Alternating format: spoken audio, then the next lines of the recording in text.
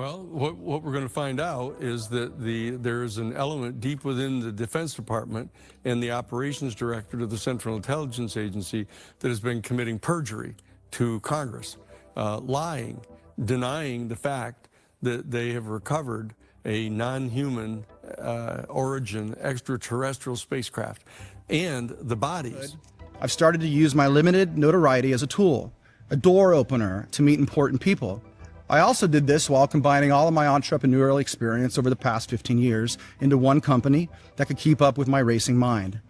The result was a creative machine to help me discover, comprehend, and communicate large themes about the human race. I called it To the Stars. We have a plan to bring the unimaginable, the stuff of dreams, to the world and build an exotic craft with an energy source that can revolutionize the world. Do you believe, as I do, there could be an alien in this room right now? There might be. There might be. Yeah, I had a couple events happen. I had a couple paranormal events happen. I was warned by people at a 3-letter agency that was just like, it's going to start happening to you. It tends to happen once you get involved with it at this level, and it did. It's crazy. When he first started knocking on either the right doors or the wrong doors, I guess depending on how you look at it, all of a sudden he was surrounded by these intelligence folks, and intelligence and psyops.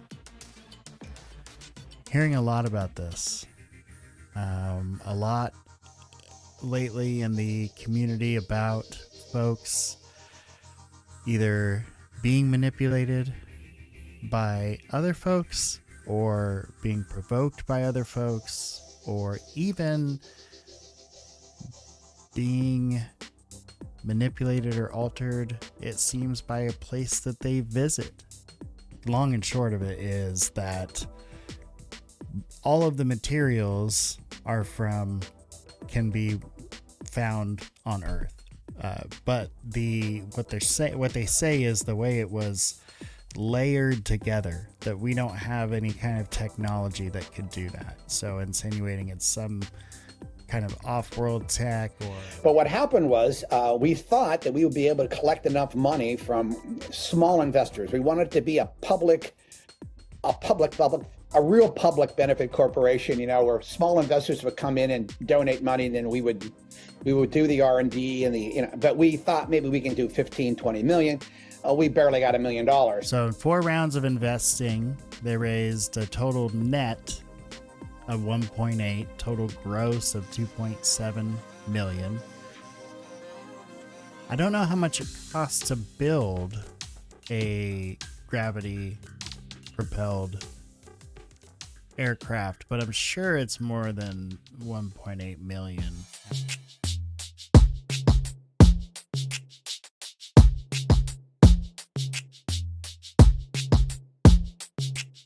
Hey, welcome everyone to the Gabriel Speaks podcast. I'm so glad you're back. We have a lot of UFO update news on this episode. We have some wild updates for you this episode. We have an update on Lue Elizondo and the fumble, pretty much, that he made with the photo disclosure. We also have an update from Skywatcher that was actually pretty shocking, and an update that came from Danny Sheehan just within this last day that's pretty interesting. We're going to watch that together, so stay tuned. Don't forget to like and subscribe to the channel, and here we go. So we're going to start off with this update from Lue Elizondo, who recently posted a video about his response to making the mistake about displaying the photo at the, I guess it wasn't a hearing, it was some kind of a conference about UFOs and UAP disclosure where congressional members happened to be there. So let's take a listen to this video. Now, first, we're going to have a breakdown from Richard Dolan and the reason it caused such an uproar to begin with. Then we're going to hear from Lue Elizondo in what kind of seems like an apology? Let's check it out. The consensus out there is that this is a standard irrigation pit. I mean, this has been mercilessly ridiculed and mocked online. And, you know, you really do have to acknowledge here. I mean, yes, Lue did state he cannot vouch for the veracity of the photograph. He didn't take it. It says not vetted. But you really have to think here. This is the second time that he has stepped into something like this. This happened about less than a year ago, with another photograph that was shown not to be an actual UFO. So, you know, you really have to just recognize that this is a time for, you've got to be careful when you're putting evidence out there. This was not vetted. It is questionable evidence. And clearly the skeptics are going to jump all over it. You've got Representatives Luna and Burleson. They're staking political capital on this briefing, which included very significant claims about, you know, recovered non-terrestrial craft, NORAD detection capabilities. We'll get to that. So this distraction, that's really what this looks like it could be, is very likely to overshadow testimonies from other witnesses who are describing important encounters. Tim Gallaudet's one of them, you know, the Admiral. He described some very well-documented Navy encounters. And so I think, you know, this mistake is going to create exactly the ammunition that skeptics want, which is instead of where the focus should be, which is on the very substantial sensor data, multiple military witnesses, all the scientific analyses presented by other panelists. They're going to jump on this and dismiss the whole thing. The UAP disclosure movement cannot afford basic errors when you're fighting decades of institutional resistance. I guess I'll just leave that there.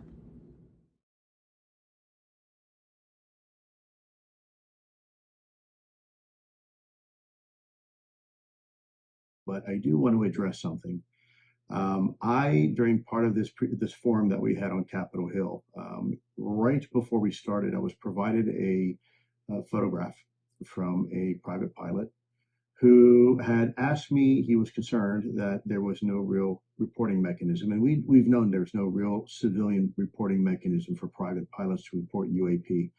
And he took a few moments and explained to me what he saw surrounding this photograph. And so I made the command decision right there and then that I would use that photograph as an example of why we need some sort of civilian reporting system for our civilian pilots. Now that the military is taking this topic seriously, we still have this big gap between civilian aviation and military aviation. And so I made the determination right there and then to go ahead and use that photograph as an example. And looking back now that people have reacted the way they have, I just want to make it clear. I did say several times the photograph has not been vetted. And quite frankly, I did not have the time at that moment to vet it myself. But I did think it was interesting and important enough to at least use it as an example why we need civilian reporting.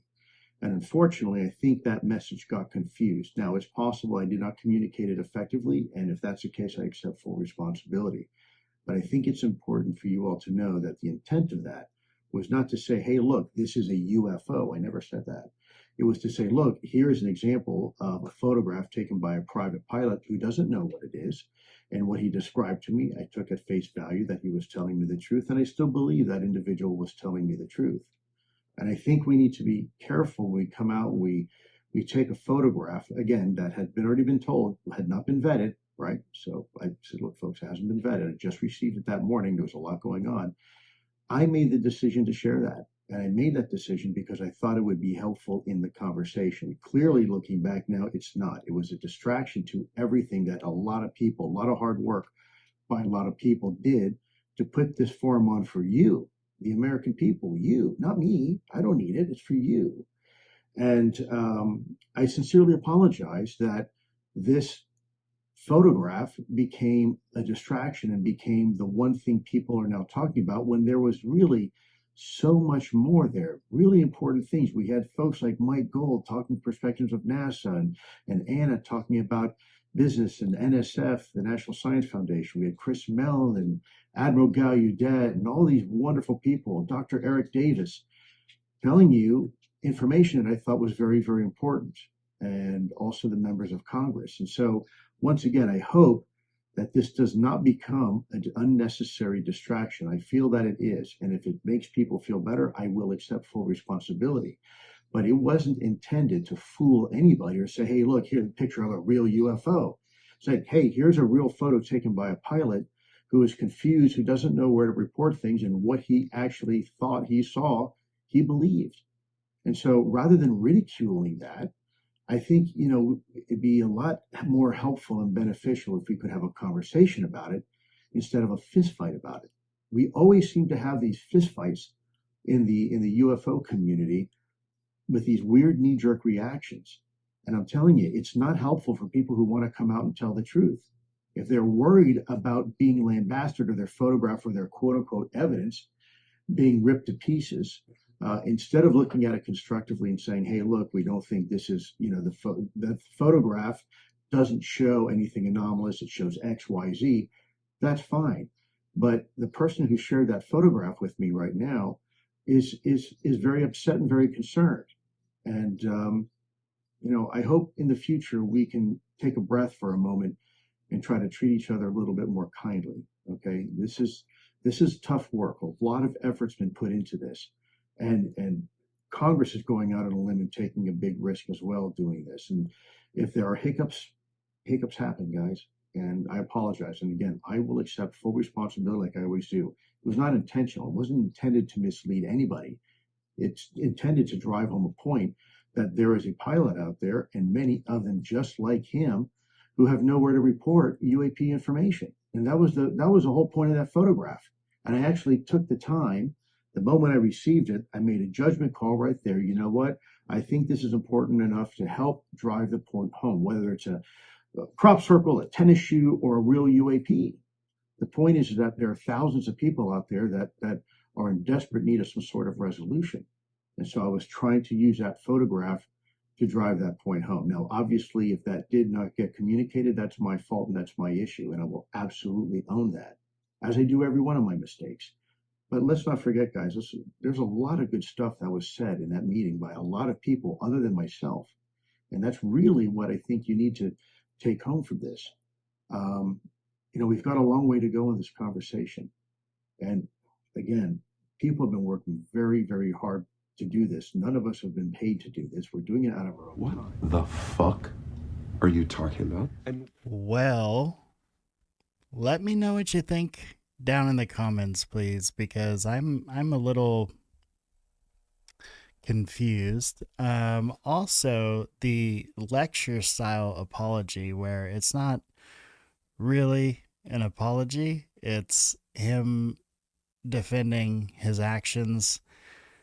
He goes on for a long time about how what he was doing was showing that there was no reporting system. He wasn't claiming this was a real UFO.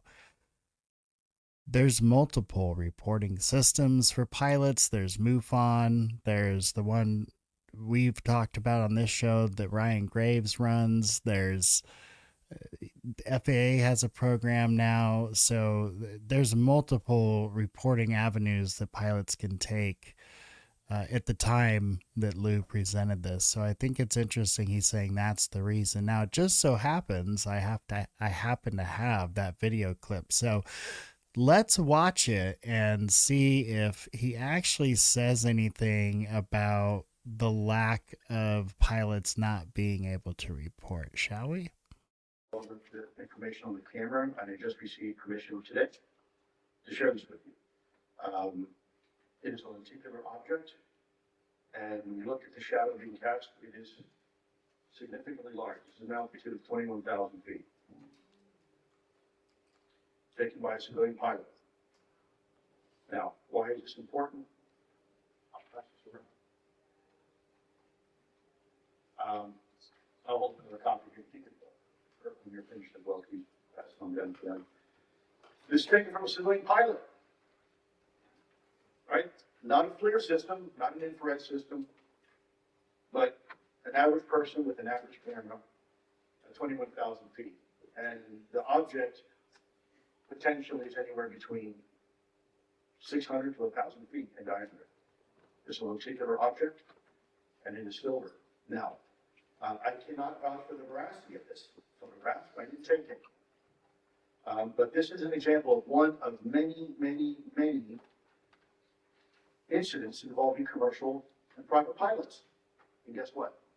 They don't know where to report it. Guess what? Congress has no idea that this is happening on a regular basis.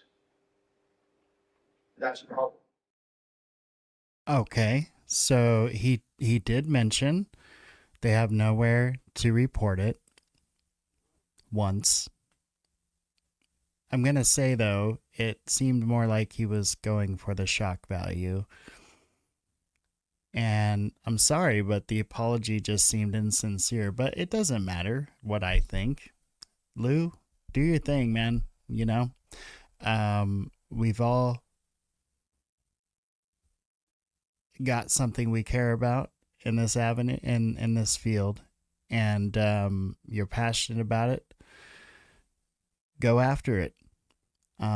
What I don't like is seeing people harassed, seeing people manipulated, seeing people lose the excitement that they once had for this topic because of you, because of things that you've done.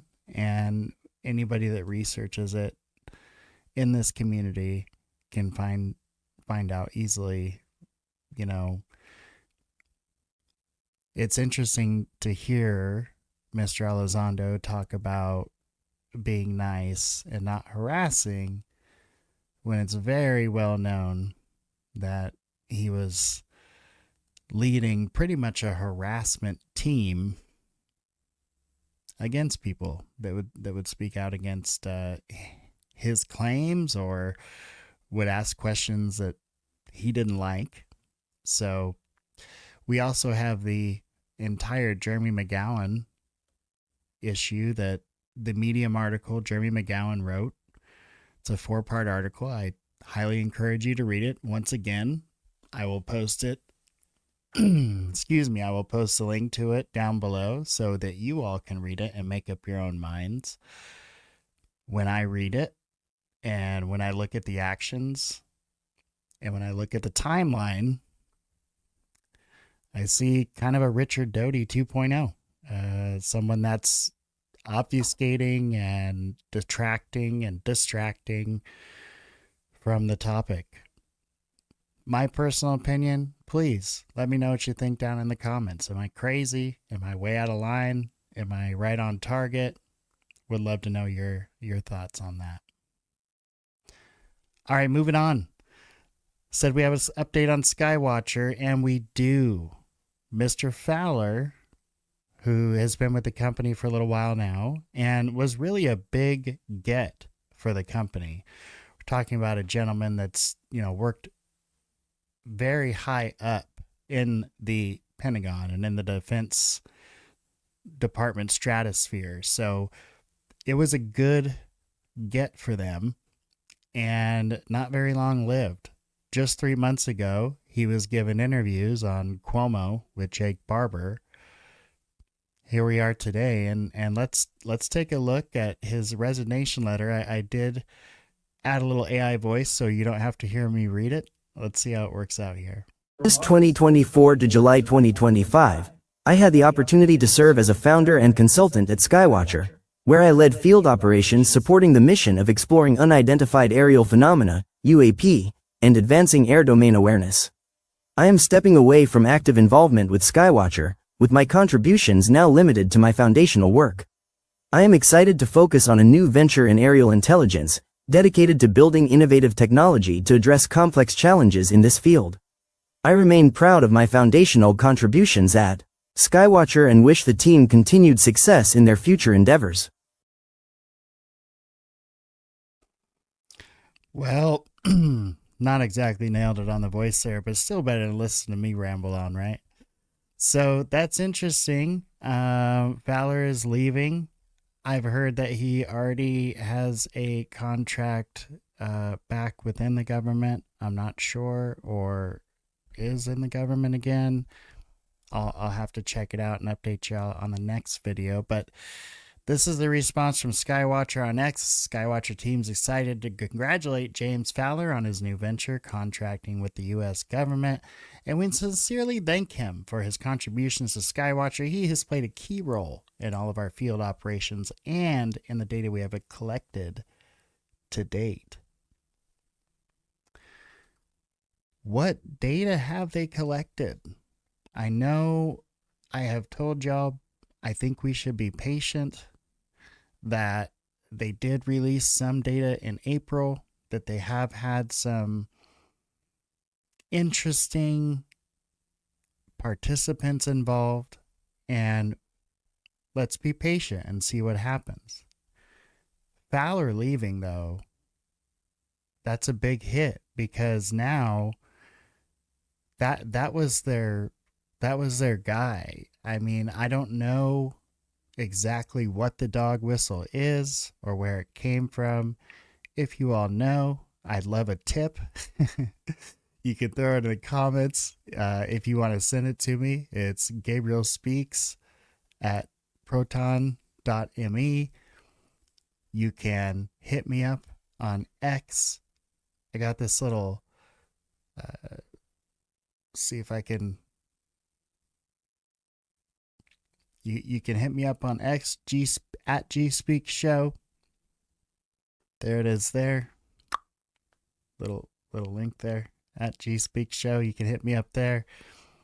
But please, yeah, if you know anything about the dog whistle, I know I had a subscriber that was mentioning us getting an opportunity to see them operate what they believed was a dog whistle, but I haven't heard back from them.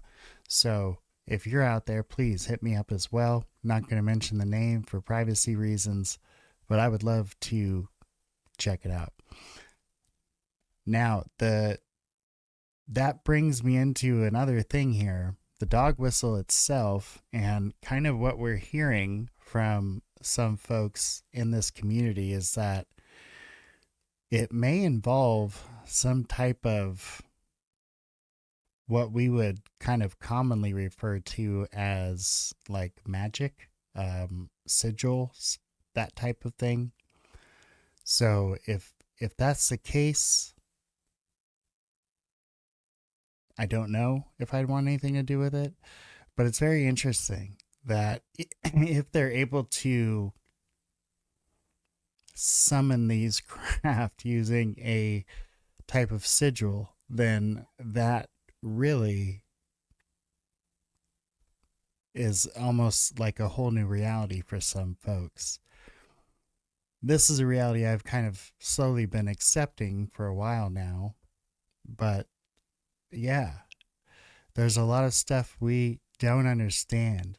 My personal rule is if I don't understand it, I'd like to understand more, but I'm not willing to commit to anything or accept anything I don't understand, if that makes sense to y'all.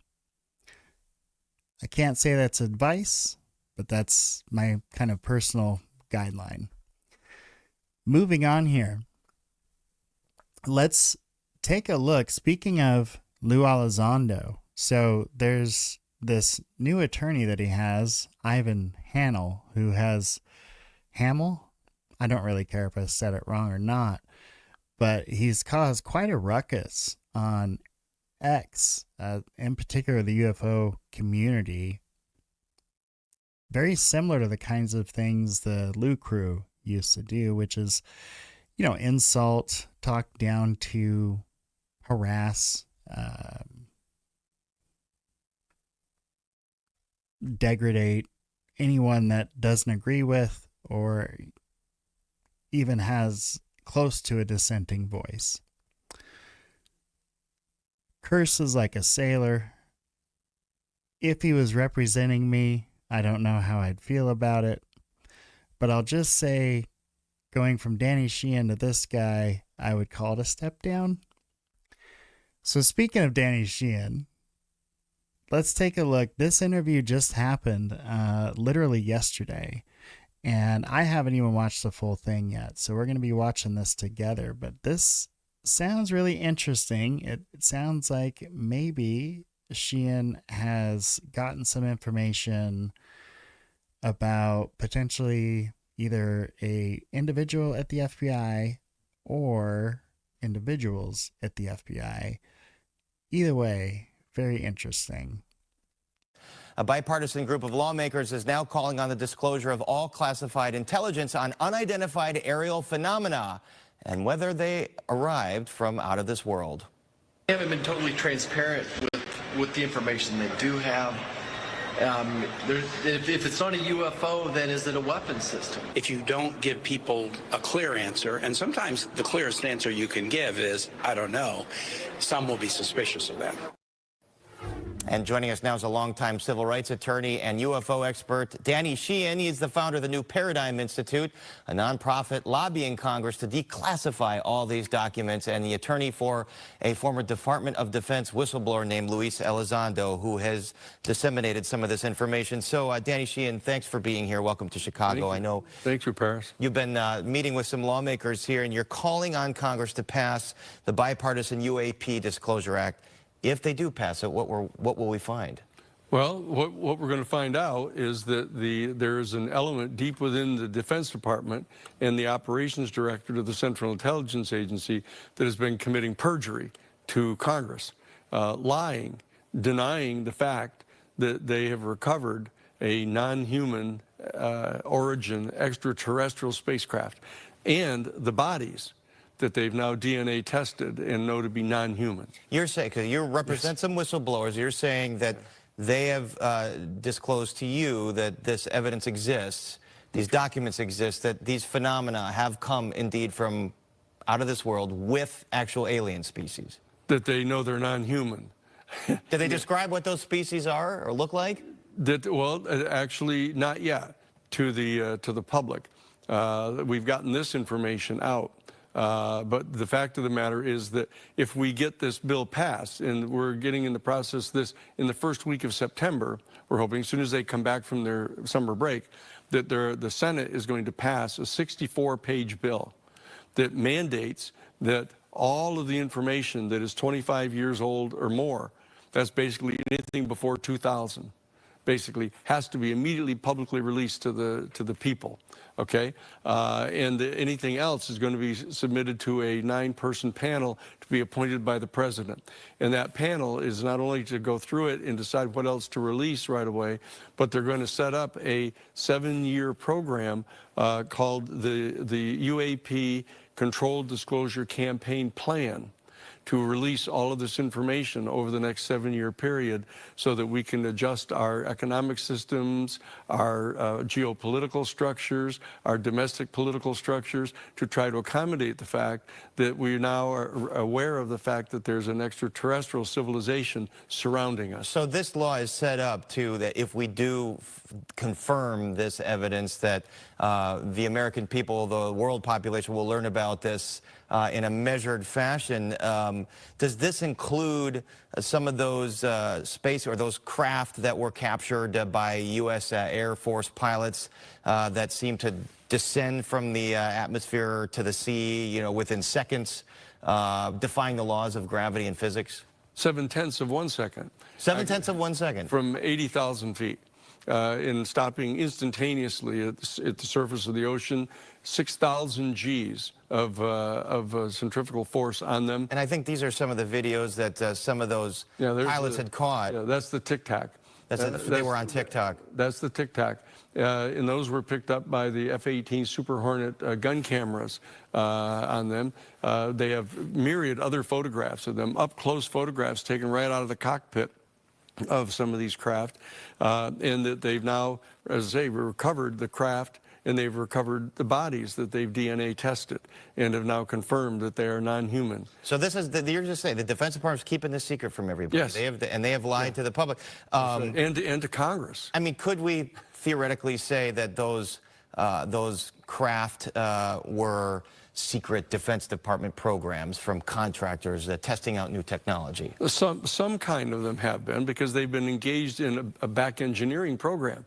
They've had these craft for some time, and they've been engaged in back engineering the technology, trying to replicate some of these. And so there appear to be some craft that have been back engineered and constructed and that are being flown by U.S. Air Force personnel in a deep secret program.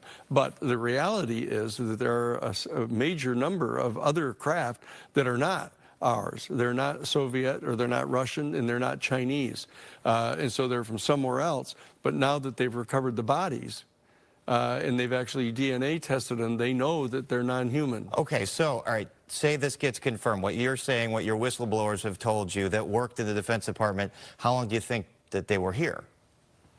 Well, they've been here, basically, a lot of the sightings started right around the dropping of the first atomic bombs in 1945. That's when they began showing up around White Sands in the Yucca Flats, and they've been spotted since then. And that they've been, the first crash retrieval was recovered in 1947. Okay, so they've been here since then. And there's all kinds of evidence indicating they've been here periodically earlier, because some of these star systems where they come from are 6 billion years older than our solar system. And if we bring in the laws of physics again, there is no known way that any matter can travel faster than light, and they would probably have to get here. So is there some, do we have to question all physics if these folks, or whatever they are, traveled from billions and billions and billions of years away? Yeah, we clearly, well, they've already started to question most of the Newtonian Cartesian worldview. I don't know what that is, but okay. It's the normal materialist worldview. All right. That, for example, I had these conversations with Carl Sagan when he was still alive. Oh, I'm sure that there are billions and billions of star systems where there's life, but they'll never be able to get here, and we'll never be able to get there because you can't propel a material vehicle faster than the speed of light. But the fact of the matter is they transport in a different way. They don't necessarily have to travel at any particular speed, that they can, in fact, move from one point to another instantaneously. Right.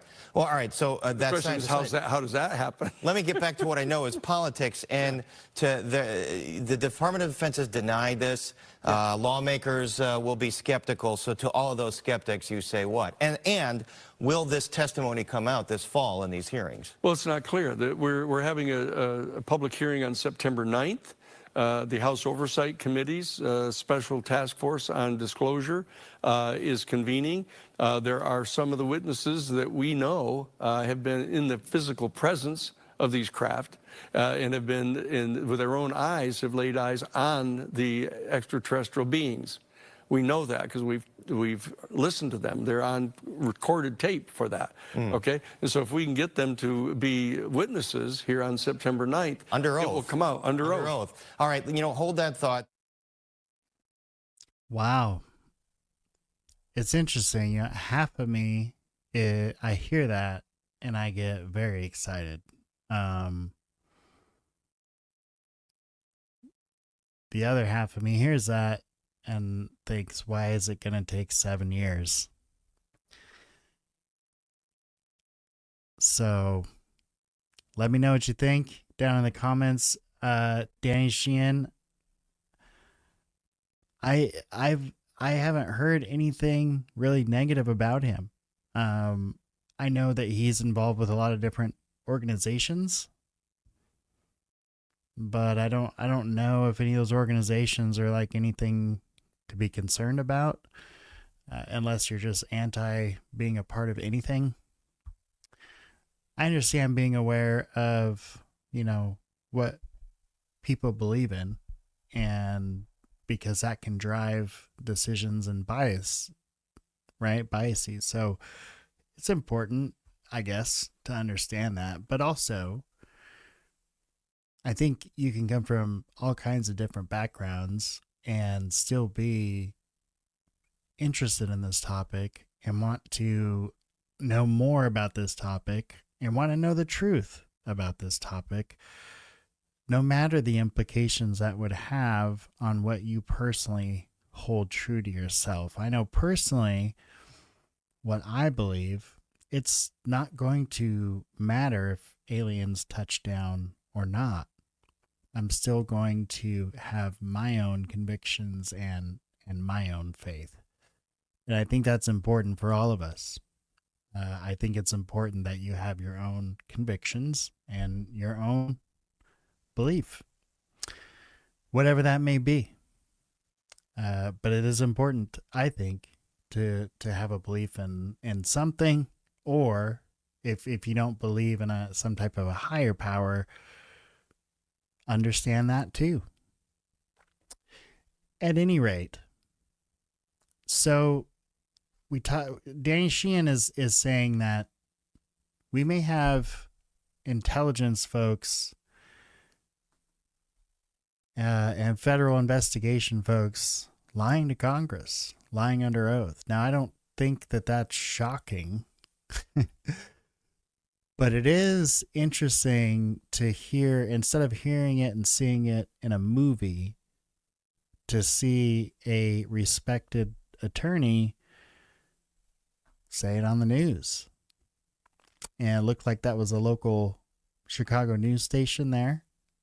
I'm guessing he's from Chicago, or maybe has a residence in Chicago, which is why they possibly got that kind of exclusive interview there. Because it really is kind of exciting if true. He's talking about proof of biologics, DNA proving non-terrestrial origin. That would be something to see. Let me tell you, that would be a big pivot if we could see some type of proof or evidence of that. Okay, moving on. Intelligence and psyops. Hearing a lot about this. A lot lately in the community about folks either being manipulated by other folks, or being provoked by other folks, or even being manipulated or altered, it seems, by a place that they visit because of their fascination or interest in a place. I find it interesting. I started doing some I hadn't really heard a lot from Tom DeLonge in a while. One of my earlier videos was about To the Stars, and Tom DeLonge had recently come off of the interview with Joe Rogan, and they were cracking jokes sort of at his expense. He wasn't coming off very well. I mean, he gave them a lot of material to work with, so he seemed kind of all over the place. So I did find a recent interview with Tom DeLonge from this year. It was from several months ago, but he does sound a lot more put together. Sounds like he has a lot better perspective on things, and I'm going to share that interview with you here in just a moment. When he first started knocking on either the right doors or the wrong doors, I guess depending on how you look at it, all of a sudden he was surrounded by these intelligence folks. And I always thought it was interesting, and I always wondered how he launched To the Stars and he had all of a sudden, 3-4 CIA guys, Department of Defense, Christopher Mellon guy, like Fed. I think, as Julian Dory put it. Jim Semivan, a career spy, former senior intelligence service in the CIA's Directorate of Operations, a strategist with the ability to help To the Stars Academy navigate all the many sensitivities involved, either with government or with others who may eventually want what we have. Dr. Hal Puthoff is a theoretical physicist and program director for numerous CIA and Department of Defense classified programs. Dr. Puthoff is the creator of the CIA's own revolutionary psychic spy program still used to this day, and his breakthrough science dealing with the engineering of space-time is crucial to potentially understanding the technology observed. Leading our aerospace division, Steve Justice, literally last month, Steve finished his career as Director of Advanced Systems at Lockheed Martin Skunk Works. And to this day, Skunk Works is the U.S. government's top-tier aerospace organization for the development of advanced aircraft that meet our urgent national security needs. He will explain to you how this technology can revolutionize the world. Lue Elizondo literally finished his career at the Department of Defense as Senior Intelligence Officer in the Office of the Secretary of Defense days ago, and now he is on the stage with us. He served as Director for the National Program Special Management Staff. Forgive me, these titles are very long. And he is going to architect some partnerships with some very sensitive places to help protect us, to help protect the technology that we are going to be building, so we together can achieve the extraordinary. Chris Mellon, chairman of the To the Stars Academy National Security Policy and Scientific Advisory Board, has a long career at the DoD as Deputy Assistant Secretary of Defense for Intelligence and Minority Staff Director of the Senate Intelligence Committee. Chris actually was involved in reviewing many of our nation's most sensitive activities over the course of his career. I actually met him on a cold call one day, and he turned out to be an incredible strategist, our main conduit to Washington, D.C., and a very cherished friend. So that was weird, right? Like, why all of a sudden is he surrounded by this cast of characters? Jim Semivan has been doing a lot of interviews this last year. One that I shared on this show a little while ago on the Leto Files that I thought was really, really good. But this interview, I think, is really telling about how the relationship started and why Jim Semivan was there in the first place.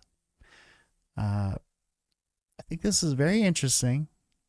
Pay close attention to what Jim has to say here. Yes, To the Stars. It's a fascinating company. It started around 2015, maybe 2016, I think. I had met Tom DeLonge. I had been called by friends of ours. I won't name them, but asking me if I had read Secret Machines. It was a book that Tom had published with A.J. Hartley. It was a fiction book, and I said no, and I said I don't even know who Mr. DeLonge is, and they said, well, you should read the book, and then you should listen to a interview he had with George Knapp on Coast to Coast AM. So I listened to the interview first, then I bought the book, and then I realized that Mr. DeLonge was talking about things that had I got to be careful here. There are some things in the book I think were reasonably accurate as a reflection of maybe what was going on in the government. So I knew he had advisors, and he had talked about the 10 advisors that he had.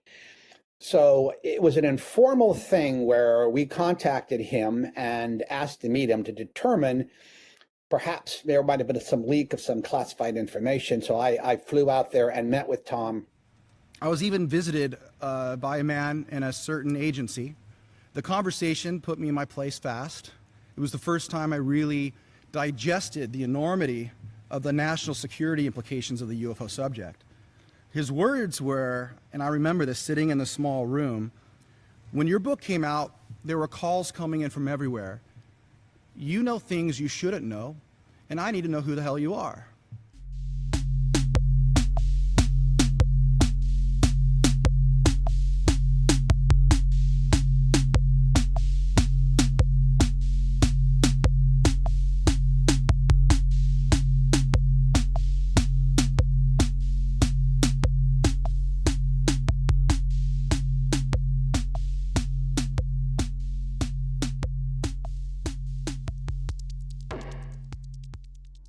And we had a wonderful dinner in a hotel in Encinitas, where he lives, and it became very apparent to me.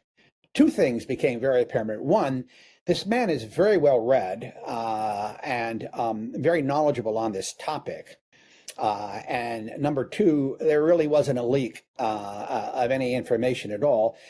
And I guess I'll add a third one. Yeah, he did have advisors, because the way he spoke with me, clearly he knew, he was able to put things together that that people were telling him, because essentially what he wanted to do was, he had met everybody through, I think, Lockheed Martin's Skunk Works, and that's how it all started. And people introduced him to people. After the Russian hack of Hillary Clinton's emails, it came out that yes, indeed, he was in touch with Podesta and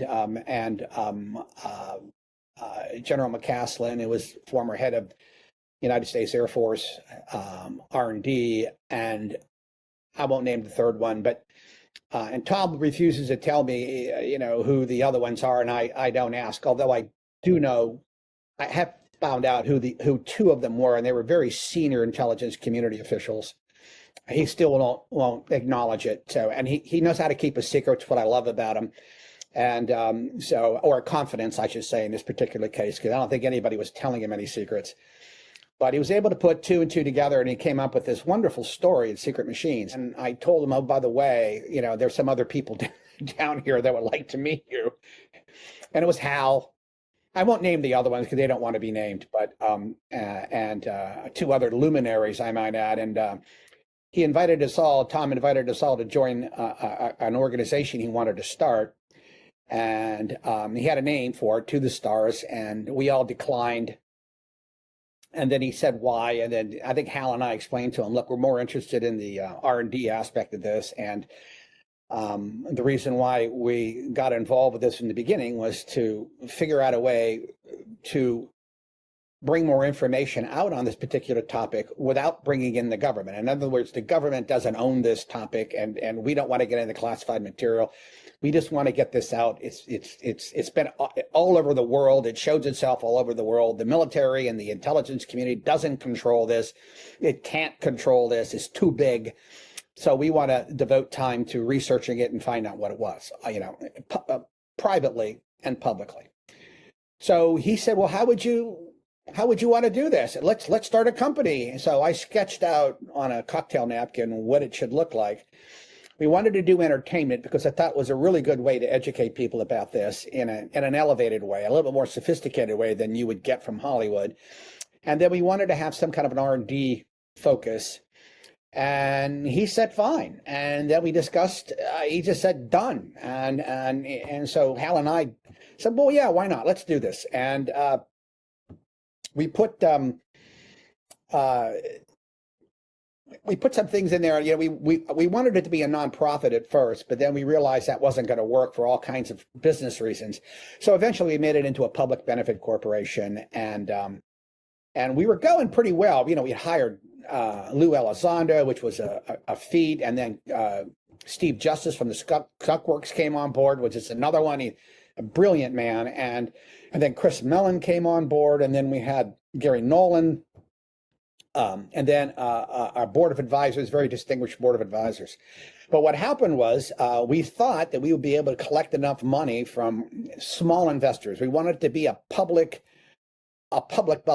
real public benefit corporation, where small investors would come in and donate money, and then we would do the R&D and but we thought maybe we can do 15, 20 million. We barely got $1 million out of this. And if you have a company, particularly if you have, 8 or 10 employees. I don't get paid, by the way, neither does Tom or anybody else. But we do have people that do get paid that run the company. But in 2020, 2021, COVID hit, everything collapsed. So we decided at the time we didn't want to turn the company off, essentially. So we decided, let's focus on entertainment until we get our feet back on the ground, get some more investors in. Then we will go back and we have all these R&D projects on the shelf all ready to roll. So that's where we are now. We have about a dozen projects. with Hollywood and with streaming services. Legendary Pictures bought Secret Machines, the fiction series. We have a project on Tubi. It's an animated series. Brendan Fraser, Sarah Michelle Gellar are going to be on it. Josh Gad, I think, is signed up. We sold a new project to Sony. We sold one to Netflix. Paramount bought one. So they're all in different stages of development. So we're hoping we can attract larger investors to come in, and that's where we are at the moment. We're very, very optimistic that something is going to happen soon. Very, very optimistic something's going to happen soon. So in 4 rounds of investing, they raised a total net of 1.8, total gross of 2.7 million. I don't know how much it costs to build a gravity propelled aircraft, but I'm sure it's more than 1.8 million after 4 rounds of investing. So if you were an early investor into the Stars Academy, what you have to show for it now is probably a cool t-shirt or something, and I don't know, free tickets to Monsters in California, which on IMDb did get a fantastic user rating of 4.7 out of 10. Not great, but I don't knock Tom for trying to get the message out any way that he could, because it wasn't working out what he wanted. What they wanted was this kind of 3-pronged thing. Media was supposed to be a part of it, and now it turns out media is the only part of it they can really afford to be in, is the only game they can really play in, because that's all they can afford with the kind of crowdfunding that they did. When he says they're excited for opportunities, I'm not sure what that means. I know that they analyzed arts parts, and one of my very first older videos, I talked about that, and it really was a big nothing burger, right? So Hal and Eric did the actual scientific work, and they said they wanted to bring in a third scientist for verification, but they couldn't because, I don't know, scheduling. Even though it's supposed to be this out-of-world potential alien piece of spacecraft.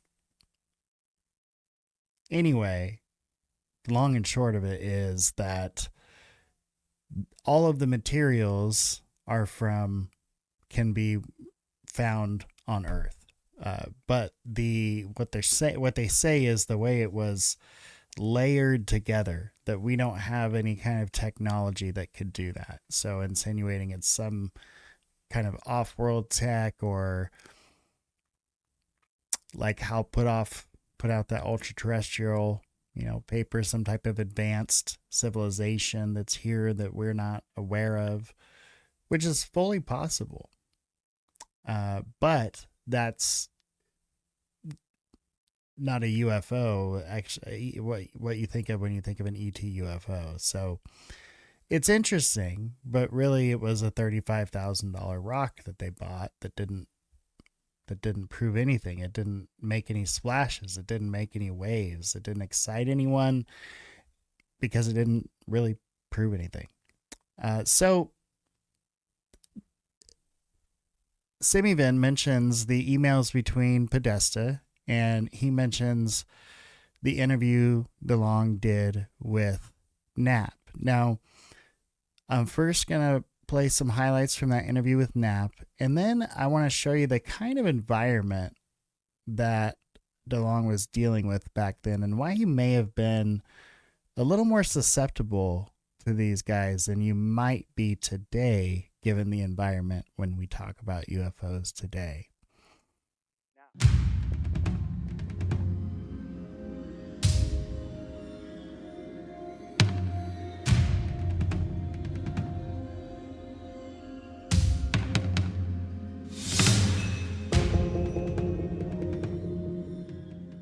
because I do know a lot about this subject, and I do know the complexities involved, and I do know that it is a national security issue and a global security issue, that I didn't want to come out and be this very public figure saying some of these things that I knew needed to be said without permission. This whole entertain and educate model, I think, is something that needs to happen. Yeah, so for some of the people out there that live in this world like myself, I teamed up with an internationally recognized researcher named Peter Levenda. Peter is what you would call an expert at the occult, and he did a lot of famous research about the Nazis and the rat lines and what the Germans were doing after World War II and all the occult, all the weird occult stuff that they were into, and when people start to understand more about the UFO phenomenon, and when they follow what Secret Machines is going to teach them, and mind you, as we'll talk about this in a little bit, it's not all coming from me, it's coming from other people of the highest places, that there's that the term the occult in that whole world is much more a part of the UFO phenomenon than and that's part of what makes it more complex than just little green men and flying saucers and tinfoil hats.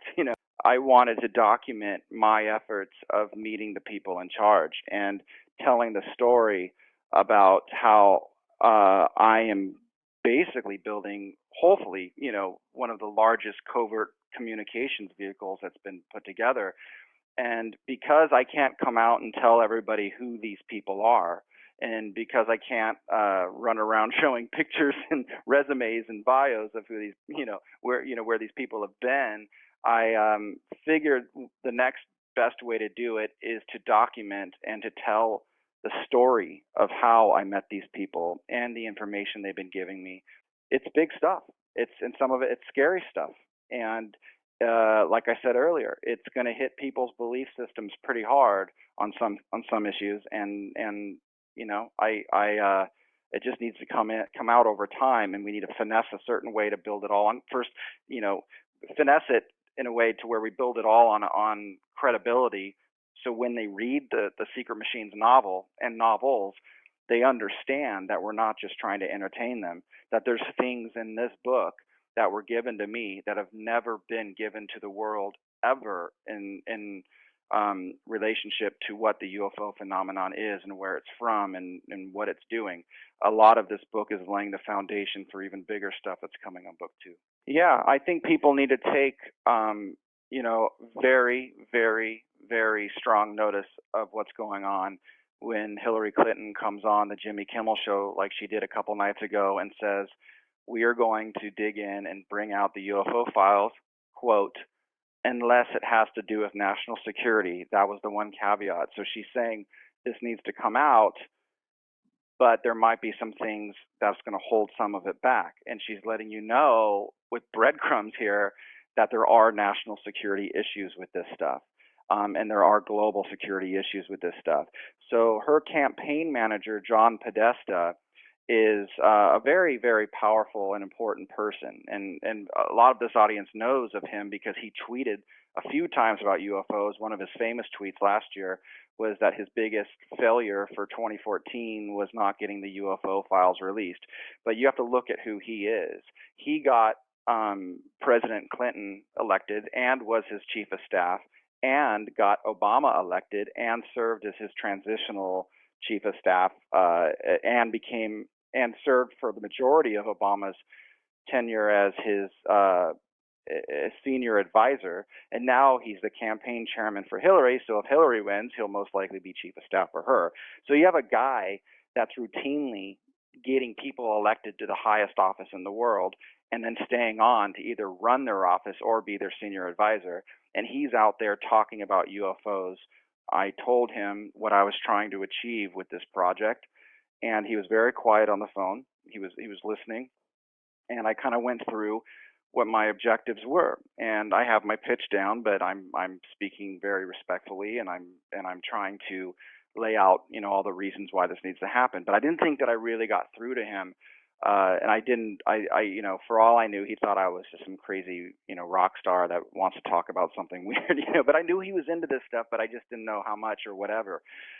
So he said, call me in a couple months. I'm pretty busy and we'll see where we're at. I was like, cool. I never called him back because I didn't think he was really, absorbing what I pitched him.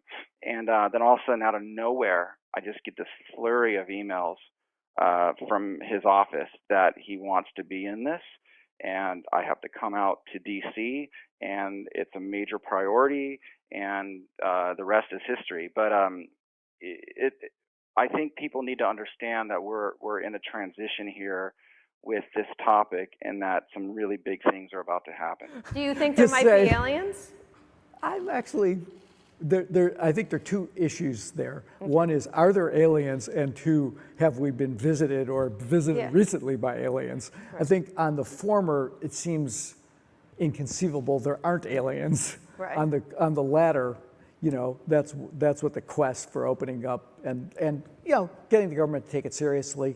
Other governments have done so. They've both looked and reviewed their files. They've set up, these are small teams of people to say, okay, well, if we see something, let's examine it. Let's rather than being embarrassed, ashamed, and treating it as something that has to go into black programs everywhere. Let's let the public in on what we know. But that's all I've championed, and I stand by it. And I think it would be good. And I think there's actually a lot of public interest in the phenomena. You have an issue that's going to tackle cosmology and religion and scientific breakthroughs that will seem like magic to people. It'll relationships with countries that we're not supposed to have relationships with. Defense systems that we've been building secretly with enormous amounts of money for a very long period of time, where people, if they knew about it, would probably be in an uproar until they knew the reasons why. And then they would say, why didn't you tell me? I wish I could have helped you. The more that I found out about this stuff, and once they started giving me the information, I realized that that all these young people are going to look at these areas of our government and say, you guys are heroes. You guys are doing heroic stuff, incredible stuff, and no one knows about it. And you're letting all these weirdos on the internet define you and say it's all a big conspiracy. It's the big bad secret government, keeping secrets because they're better than us, or we can't handle the truth, or they're doing it for money and to be the control the world. Nothing could be further from the truth. I'm just wondering where ultimately this come from. Did they have a conference call and everybody said, okay, now's the time, or what do you think about it? I walked in there with a voice, that they don't really have a position that speaks to young people the way I do. I also walked in there with, a thesis on the phenomenon that is correct.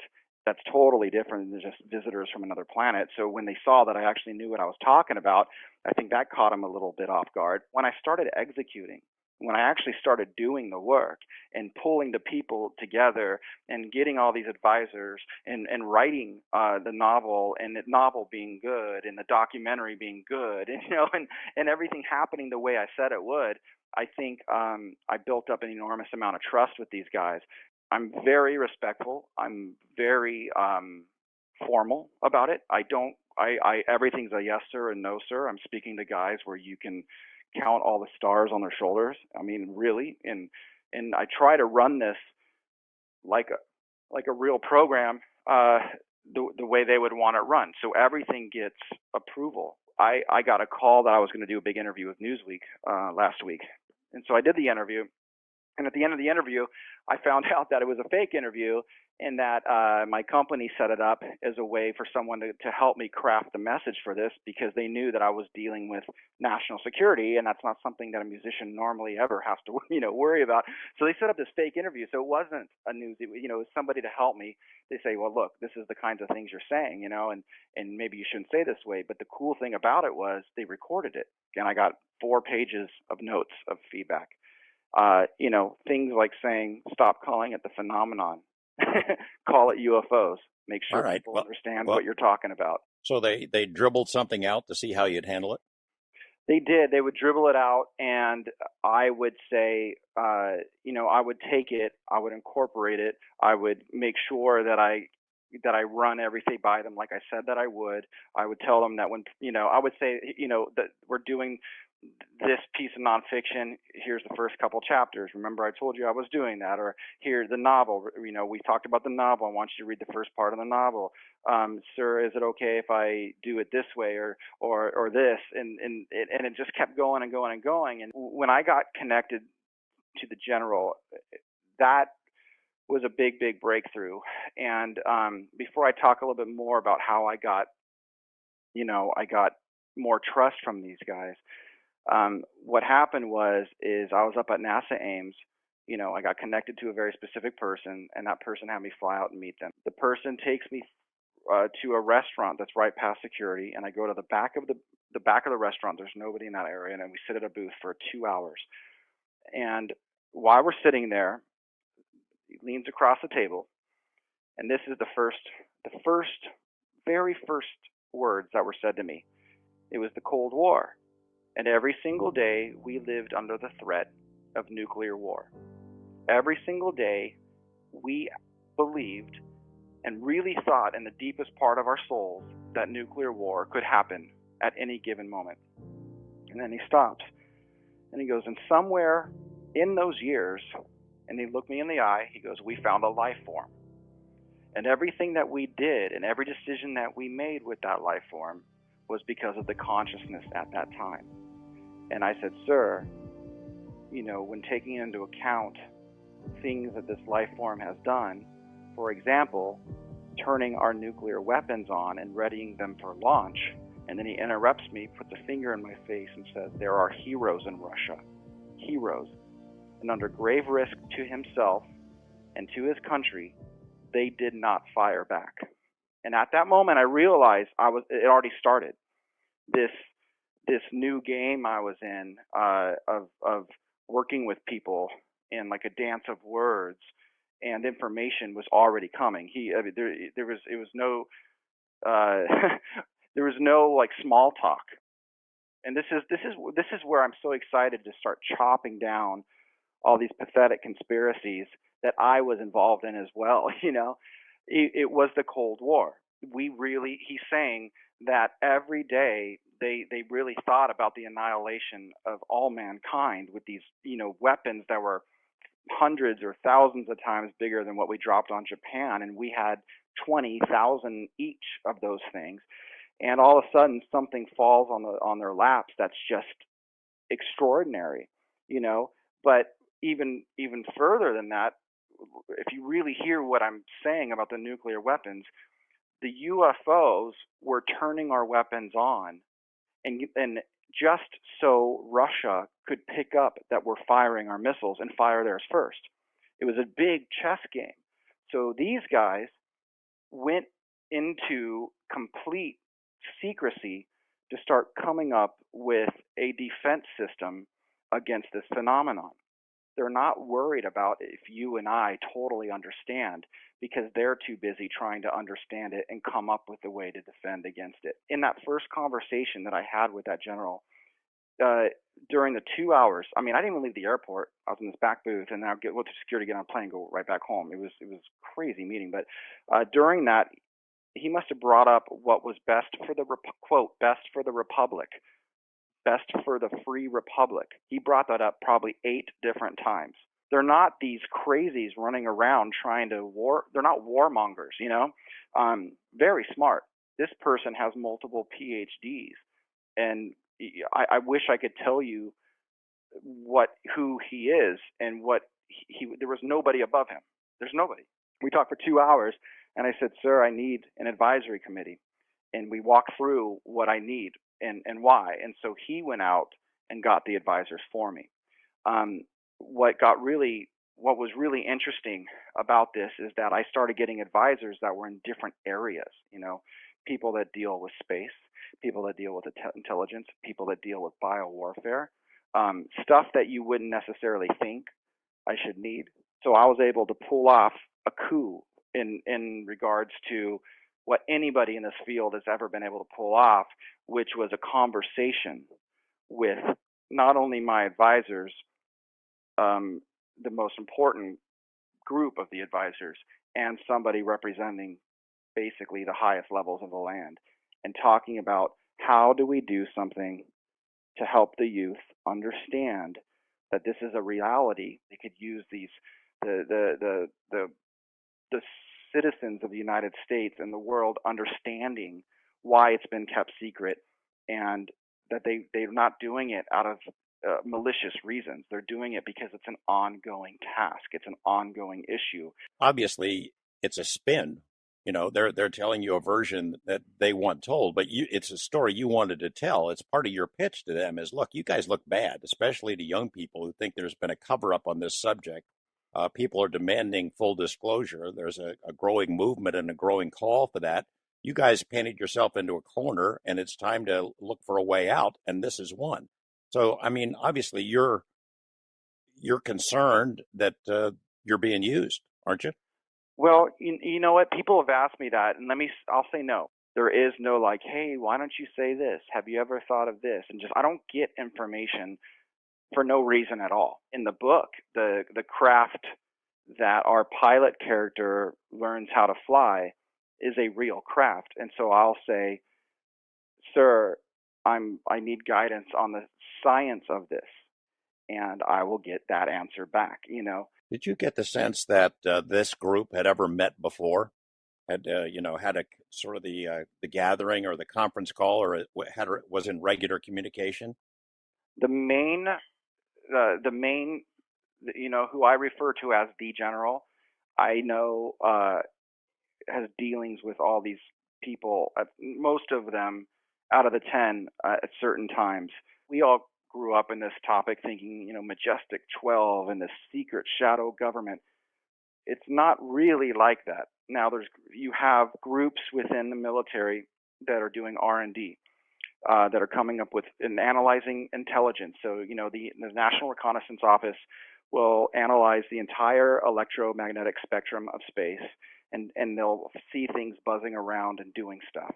The CIA will have a bunch of guys that are just analyzing, abduction reports or cattle mutilations or other things that are happening in the real world, and all these divisions are all doing their own stuff, and there's probably a very, very, very small group of people that are sitting at the top and putting it all together. But it makes me almost feel like, some crazy things happened back in the 20s, 30s, and 40s. And we put together a really strong effort to study the stuff. But I think that most of the stuff has been out of reach. So we don't have some major, MJ-12 program per se. I think we have many programs that are dealing with different aspects of this. I was sitting on the deck of a very highly ranked person, and then we brought in, this is one of my advisors, and then we brought in another advisor that was I'm trying to figure out ways to tell who these guys are, but of the highest rank again. And they said, well, what do you, I said, I'm going to be talking about the crashes in the 40s. There was a pause, and he says, why just the 40s? Gets you thinking a little bit. We mentioned in the beginning about John Podesta. Now, you've interviewed Podesta. That's public information. That's publicly known. I don't know if you're saying that he's one of your advisors, but if so, that would be the only name that has been known. But I wanted to point out that as far as political and partisan connections, he would be the only one linked to any candidate or office holder in your group, right? John Podesta is in my documentary and my docuseries. I think he's somebody that everybody needs to watch. That's all I'm going to say. Tom, as a guy who's followed this topic for a long time, you know about disinformation. You know the history of the topic, how certain researchers have been led to believe that they're about to get some real solid stuff. I think Linda Howe was promised some video of a landing. Robert Emenegger, his film project years ago, we're going to give you the goods, the video of the landing. We're going to tell you the whole story. You know about the disinformation in New Mexico, and a lot of people don't think that the MJ-12 documents were created as part of a plot to confuse the Russians. How do you know you're not being used or led down a path? I think that's a good question. Number one, these guys didn't search me out. I haven't had in my advisory group, I haven't had anybody that just kind of came out of nowhere and says, "Hey, I really want to give you something." They don't have an interest in lying to me. I attempted to read something that one of these guys did, and it was like 20 pages of equations that you would think it's a joke. It's insanity, the level of how these guys operate. But but I don't want to say they're not in intelligence. It's just the type of the intelligence arm that they're in is not counterintelligence based. It's I don't want to say what it is, but it's space intelligence. What is the operating agreement? What agreement do you have with them? You don't reveal their names or personal information about them, and do you have to clear the stuff that you release?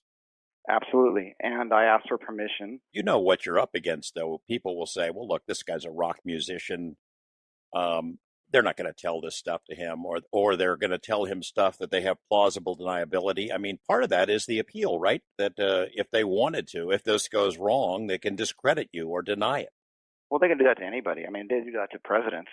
You're talking about levels of power that we can't comprehend as civilians. So I frankly, I don't care if anyone doesn't believe me.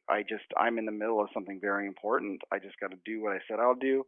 But I think if I do it right, it's going to have some really good effects and hopefully ignite other things that can happen within this discussion. Yes, we have cracked gravity, and yes, we are building machinery that have anti-gravity, and yes, I was told that. It's a big deal. The biggest question: who are they? I mean, I think I said in the introduction that some people in your group refer to them not as aliens or the visitors; they refer to them as the others. Is there significance in using that term? I don't know the significance of the others. The phenomenon is not used. Aliens is not used. It's the others, and when you're taught, the way it's explained to me is that they are gods, with the little g. So the entire UFO phenomenon is about multiple gods that fight amongst themselves and by design factionalize mankind into different religions to step back and let us fight each other, so it has other things that it wants to accomplish, and we don't notice them because we're too involved fighting each other. So and they know that. So our government knows that. Our government knows that the others are instigating war amongst mankind. But the other issue is that these gods from you got to look back at ancient history and all those stories about gods that came down and did this and that. It's all true. The government is very aware that this intelligence is pitting different countries against each other based on religion, on purpose, and it's a scary scenario. You mentioned earlier an incident that we've reported some of these kinds of incidents. I personally investigated them in Russia about Russian ICBMs being activated after UFOs are over a base that are ready to launch, that somebody else is controlling them. We know that we've had incidents like that in our country. Is it somebody just messing with us? The way it's been told to me is that we are trying to keep it secret so we don't get the conflict. We don't initiate a conflict where other people aren't, quote, considering the manipulations of the others.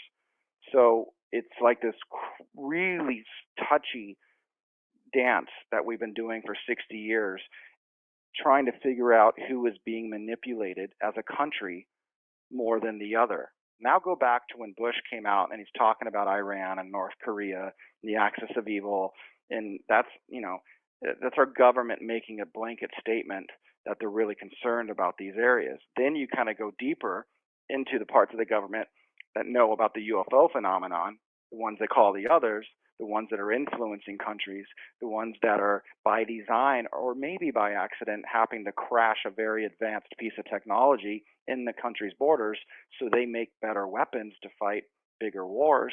And we're not the only ones that have had a crash. When we make big statements about North Korea or big statements about Iran or China, it's because we are aware that those places are being manipulated and have very advanced technologies now. So we're trying to keep everyone calm, and not initiate a conflict. Once people know this stuff, in whatever form, if everyone knew all this stuff, like they came out and told everybody this, from the White House, I just think people would want to help. I think people would say, oh my God, it's all been secret for completely different reasons than ego-based reasons. Like they don't want me to know, or I can't handle it, or they think they're better than me. It's like, it has nothing to do with it. It's an act of war. The overall picture that we get filling in the blanks from what you've said tonight is that something sort of dropped in our laps back at the beginning of the Cold War. And the same kind of thing seems to have dropped in the laps of maybe the Russians and maybe others. And, quote, potentially just to see who is stronger. And that's a scary thing. A lot in that interview. So kind of tackle it one thing at a time here. First off, Jim Semivan states he was pointed to that interview to listen to. And after listening to that interview, out of concern that classified information may have been leaked to Tom DeLonge, is then dispatched to go speak with him. In his conversations with Tom DeLonge, he introduces Tom DeLonge after some time to Hal Puthoff to have further conversations after he apparently figures out no classified information was leaked, so he says. And then once Tom speaks with Hal Puthoff, Jim Semivan, he convinces them with his advisors to then come on, join to the stars. Is then joined by Eric Davis, Christopher Mellon, and a few other familiar names. So as soon as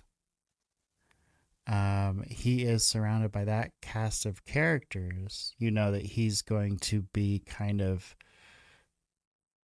on their same kind of narrative or their same kind of belief as far as what's going on with some of this activity. That's the first thing. So Jim Semivan and Tom DeLonge coming across each other wasn't just by chance. It wasn't a chance meeting. It was Jim Semivan working. And despite what Tom DeLonge says in that interview there, someone was sent out and someone was in his ear, and that person was Jim Semivan. Interesting. Okay.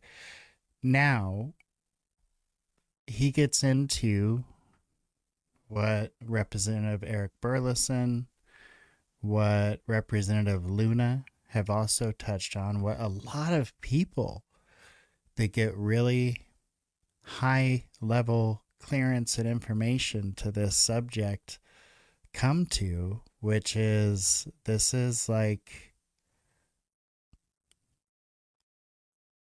a good and evil thing. There's some type of, either it's NHI, the ancient scriptures and the Bible or the Quran or whatever belief system, Bhagavad Gita, whatever system you go by, but there's a name for these entities, right?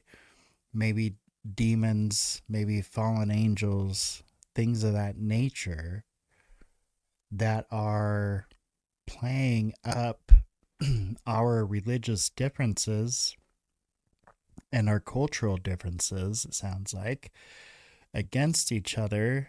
They would say that word donations, and that sounds like a positive thing.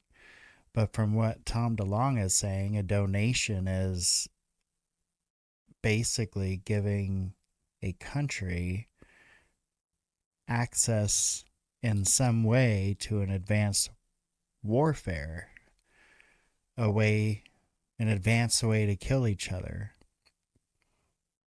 But then you have this other thing going on with nukes. It's almost counterintuitive. I mean, if they want us killing each other and they want us at each other's necks, then why would they have any interest in stopping the nukes? Maybe they just don't want us all dead. They just want big portions of us killing each other. I don't know. Either way, it does not sound like a good deal. How could someone like Tom DeLonge, punk rocker, be calling these guys sir and basically bending the knee? Well, one would be access, right? This is a subject that he has been fascinated with forever.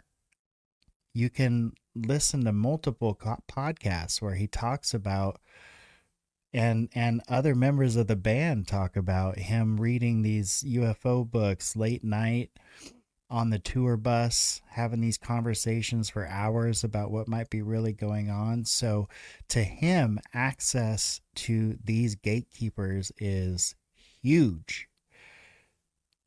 Second, that interview was from 2016. I clipped together an interview. It's two interviews, one real brief interview getting into his emails with Podesta, and then a segment on this show on Fox that was on at that time called Red Eye. And the reason I did this is I want you to pay attention. In 2016, before that New York Times article came out, to the general attitude that these folks had by just mentioning the word UFO. And John Podesta was Bill Clinton's chief of staff. He was President Obama's transition chair and is scheduled probably to be Hillary Clinton's chief of staff. When he left the Obama administration just a few weeks ago, he did a tweet to Maureen Dowd of the New York Times, listing the 10 biggest disappointments of the last 2 years in his life. Number one on the list was his inability to get UF disclosure from the administration. Now that's a heavy statement. Emails reveal Hillary Clinton's campaign's cozy relationship with the media. Also, the lead singer of Blink-182. Yes, thanks to WikiLeaks, we know that Blink-182's Tom DeLonge contacted Clinton's campaign chairman, John Podesta, to discuss their mutual interest in UFOs. In one email from 2015, the pop-punk frontman told Podesta he had several military leaders that he should meet, writing, "I think you will find them very interesting, as they were principal leadership relating to our sensitive topic. Both were in charge of most fragile divisions as it relates to classified science and DoD topics. In other words, these are A-level officials worth our time." Another email reveals that Podesta participated in an upcoming UFO documentary that DeLonge is producing. Podesta has long been fascinated by UFOs. After leaving the Obama administration, he tweeted his biggest failure was, quote, not securing the disclosure of the UFO files. He also looks suspiciously like an alien gray. Likewise, DeLonge's alien obsession is reportedly what broke up Blink-182. I mean, I'm kind of into UFOs too. You are. I'd like to find one. I would really like to find one day.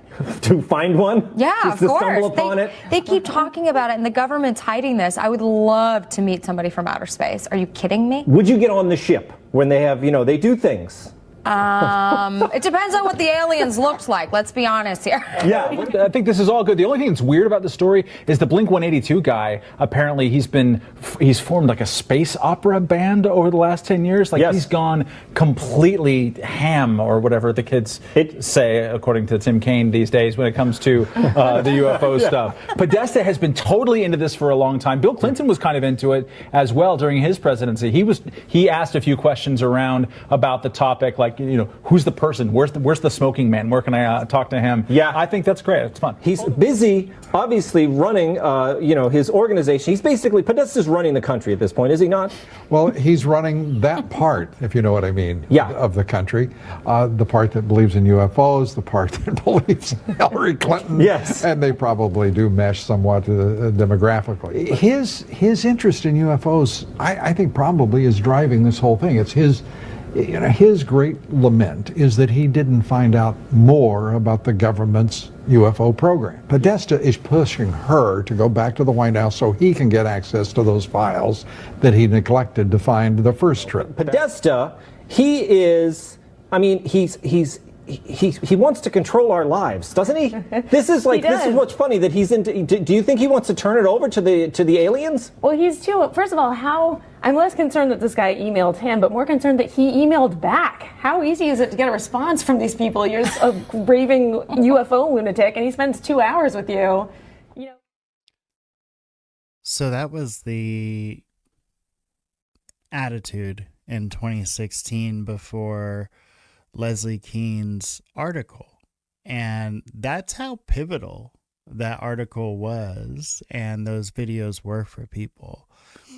It went from complete joke, being made fun of, being called a nut, wacko, conspiracy theorist, whatever you want to call it, no matter what you had to say about the topic, really.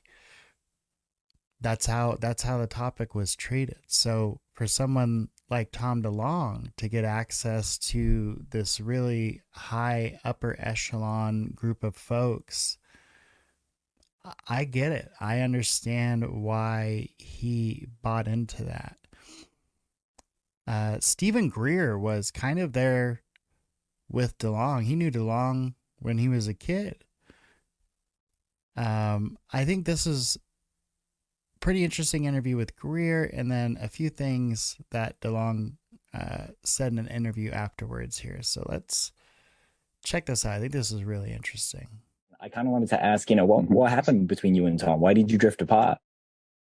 Well, we didn't. He got intercepted by some folks who had sort of brainwashed him of the alien threat narrative, General McCaskill at Wright-Patterson and other people. And he got led by his nose down that primrose path. And then, of course, he had all kinds of dark players like Elizondo and Semivan, Jim Semivan, who's CIA, and other people kind of circle around him. And I think he just got used and abused and then dumped, which I had predicted would happen. It was unfortunate.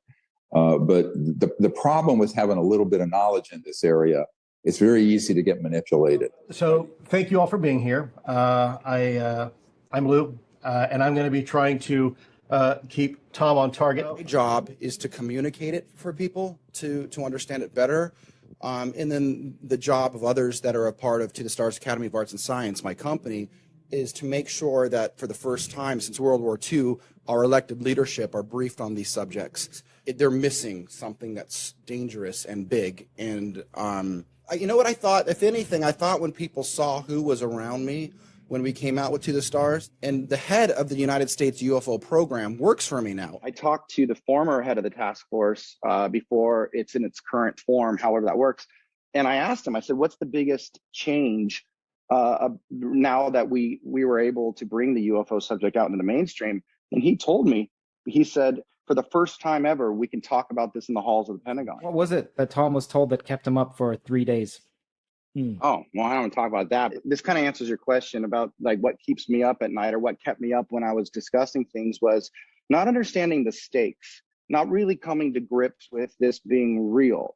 And that when I've talked about this as a threat, that's just my words, right? I mean, I would never know the way the government treats that. That's not my zone, obviously. If something's been here for a long period of time and it really is showing up in people's bedrooms or in front of an F-18 or on a petroglyph wall or in an ancient text down in the archives of the Vatican or whatever it might be, it's obviously doing something.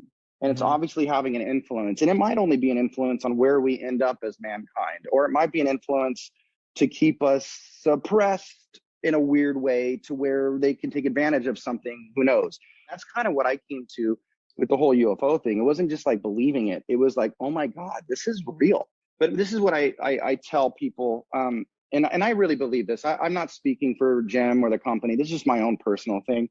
I have a feeling that when we really learn about consciousness and we really learn kind of what these things are, this phenomena is, I think we're going to, like I said earlier, we're going to merge this metaphysical consciousness type of science with normal science. And once it becomes all one, we might look at religions differently, but I think everyone's going to be able to keep the things they love, which is really not all the dogma and the stories that we argue about. But when it comes down to, the Father, the Son, the Holy Spirit, or Godhead, your soul and the physical body, it's all the same three things. That Trinity thing is like kind of everywhere. It's all about you as a person with your connection to consciousness. Interesting. So, yeah, I mean, Greer says he kind of took the threat narrative and went with it.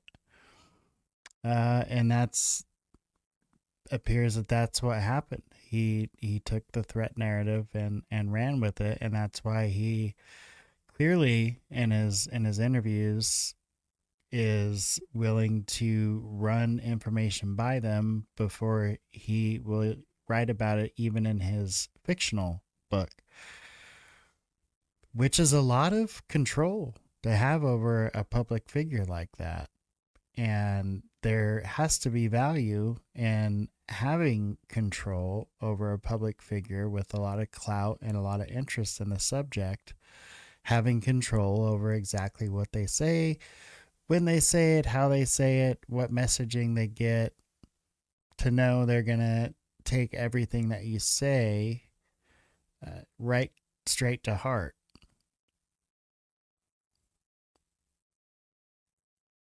To believe in the government that much, I think we all have been burnt once or twice in that venue. So to have that much faith, especially in organizations that have been involved with some pretty shady dealings over the years, I pray for Tom. Let's hope for Tom. Let's hope that Tom is getting through all this okay. Now, I was able, as I said earlier, to locate a 2025 interview with Tom. He sounds good. He sounds like he's got his feet on the ground. He's got some perspective on the issue still, and he sounds good. So I'm going to load up. We have first an interview where he talks a little bit about aliens. It was a 2019 radio interview. What I thought was really interesting, well, I put it in slow motion, so you'll definitely catch it. But his answer to one of the questions and the way he answers it is really weird. Let me load this up. Check this out. Let me know in the comments if you think his answer to the question and his response is as weird as I did.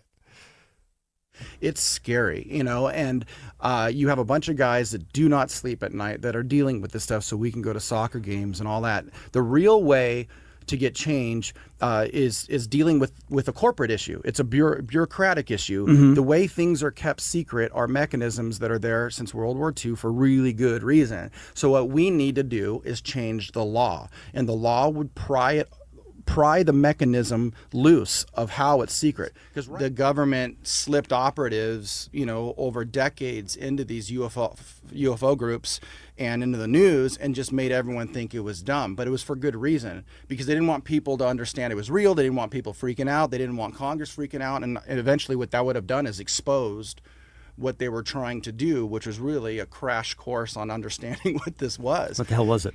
So just keep everyone thinking it's stupid. That way it doesn't boil up before they're ready to talk. Do we have an alien ship of some type? Oh, I no comment on that. What do you believe, as I do, there could be an alien in this room right now? There might be. There might be.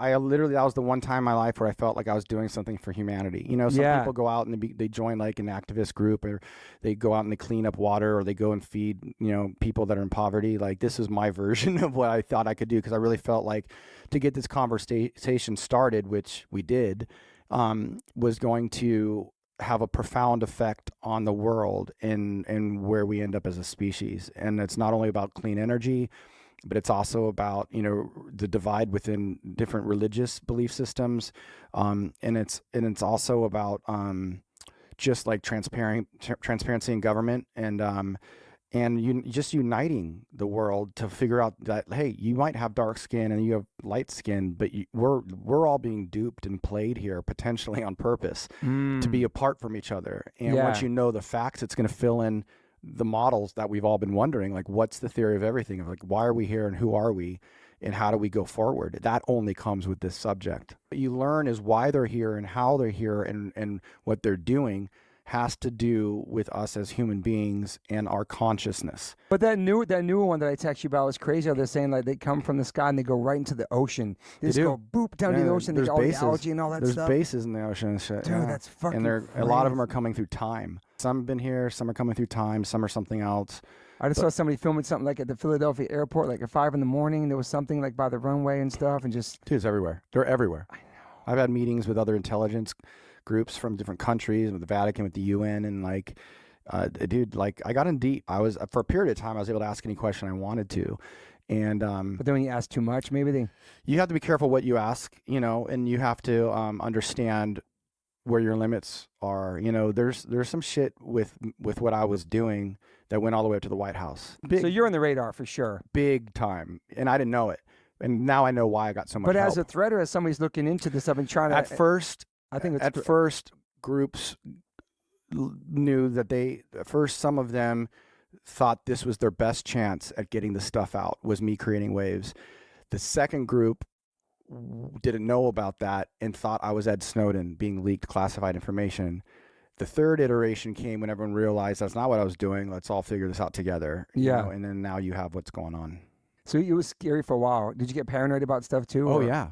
Oh, yeah. Being watched or stuff like that? Or oh, yeah. Drones by your house? Yeah, I had a couple events happen. I had a couple paranormal events happen. I was warned by people at a 3-letter agency that was just like, it's going to start happening to you. It tends to happen once you get involved with it at this level, and it did. You know, it's crazy. Are they trying to cover things up so it doesn't scare the humans? It doesn't scare people? Like, I think if it's not a threat, why can't we know about it? It's just I think it is a threat, and I think it's like we're trying not to initiate a conflict with something we poorly understand. Yeah. Nor initiate a conflict with adversaries that we don't fully trust. Okay. So you have countries like China and Russia that have crash-retrieval programs that are back engineering weapon systems. And we don't want to bring it all out so everyone starts to know what we have. Okay. Because this is like the reason why we hide our weapons development, because we don't want Russia to know what our limits are technologically to defend ourselves. So we hide that, we classify that stuff. Well, what happens when 3 countries are building shit that's so exotic, so advanced, world-busting weapon systems based off this shit that recovered? You don't talk about it because you don't fully trust each other. But what's worse than that, you don't fully understand where you got it from and what they would do if you bring it all out. And they go, you've been fucking with our stuff. You know, so there's a lot to this. It goes beyond just us wanting to know. So the guys I work with at my company, my co-founders at CIA and Department of Defense, the program they're running, the UFO program, ATIP, part of their portfolio was Skinwalker Ranch in Utah, and Bigfoot was showing up at Skinwalker Ranch with the UFOs and everything. So I have the files on that stuff. It's very real. You've been busy. All these years, been busy, man. Been busy. There's a couple monologues in Monsters of California that I didn't write, and I think people need to pay attention to that.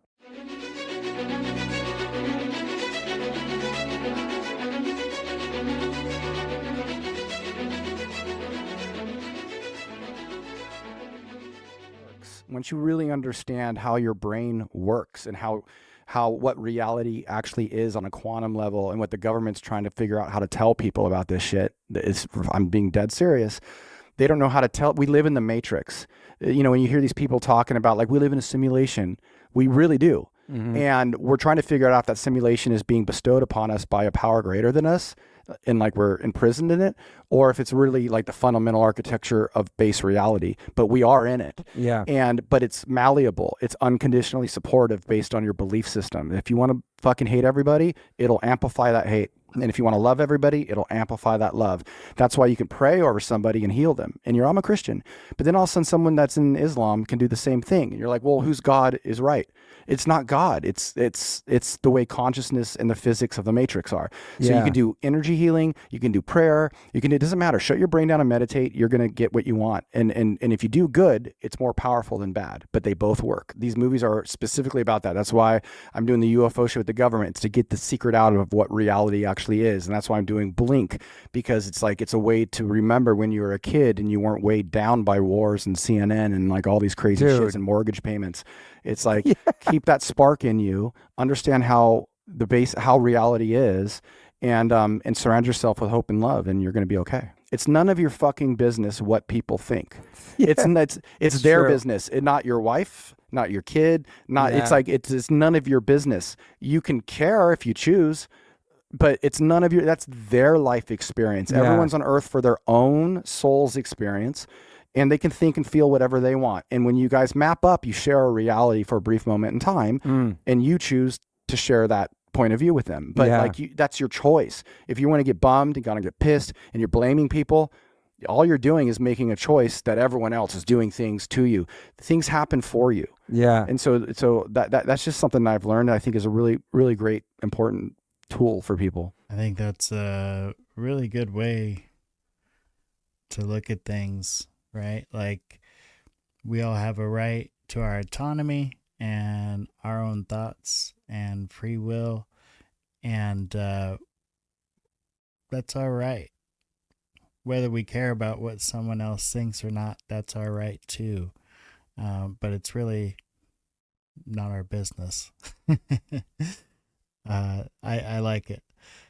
So, Tom DeLonge, my opinion on him, it was never low. I think that he just didn't make himself look fantastic during that Rogan interview.